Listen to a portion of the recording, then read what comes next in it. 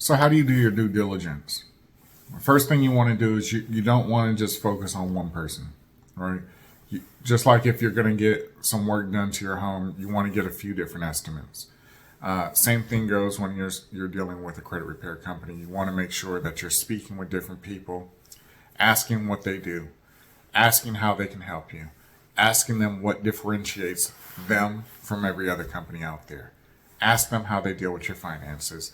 Ask them these tough questions, because at the end of the day, you want to make sure that you're doing the legwork, right, to find out exactly who's going to help benefit you the most, right?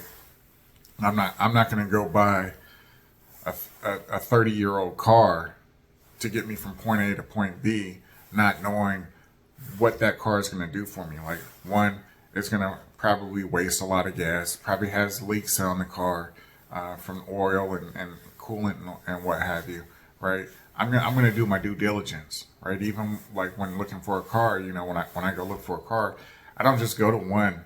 I'm gonna go to different dealerships, right? To figure out what kind of car I want.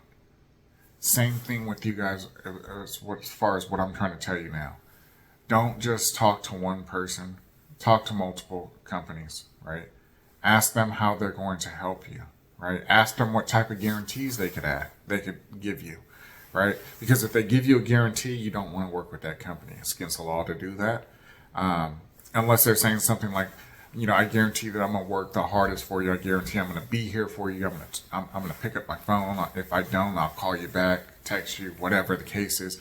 Those are different, right? But if they're promising any type of results, they cannot do that, right? Sometimes you'll deal with a company, they say, hey, give me $1,500. We're going to go ahead and work on your credit.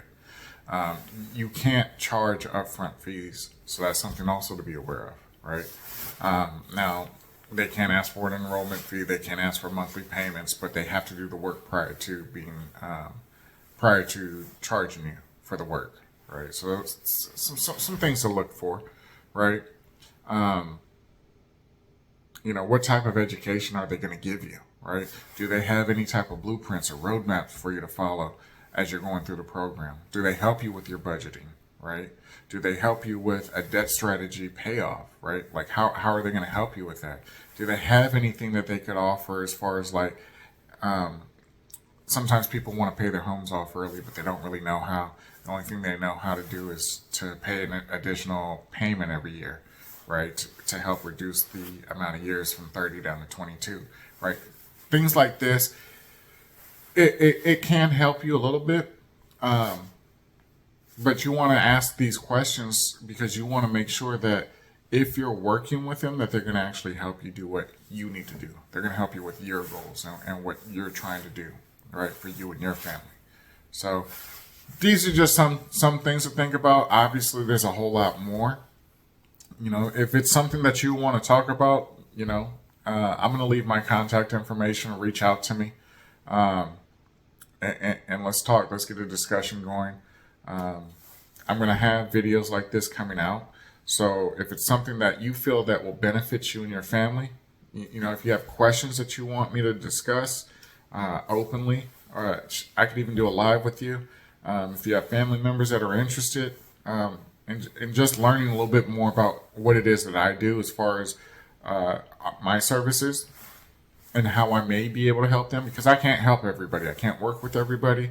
I'm trying to design a system, right, where I can help work with those on a one-on-one basis who, obviously is going to be more expensive. But then I'm also trying to implement something more of a group strategy where I can address members of the group, right? And it may be small, but it will grow initially. So, we'll probably won't take more than 25 people at a time when we're doing a group strategy. It's a couple months long. We will talk about different items and discuss those things and work on those things and have homework and study times that will go over that information. So if it's something that you feel people will benefit from, share the video. If you like the information that I provided, I'd love you to give me a thumbs up. Leave me a comment and let me know exactly how you feel about what it is that I talked about here today, right? And with that being said, I want to thank you for taking the time to watch the video. I hope it meant something to you. It does mean something to me.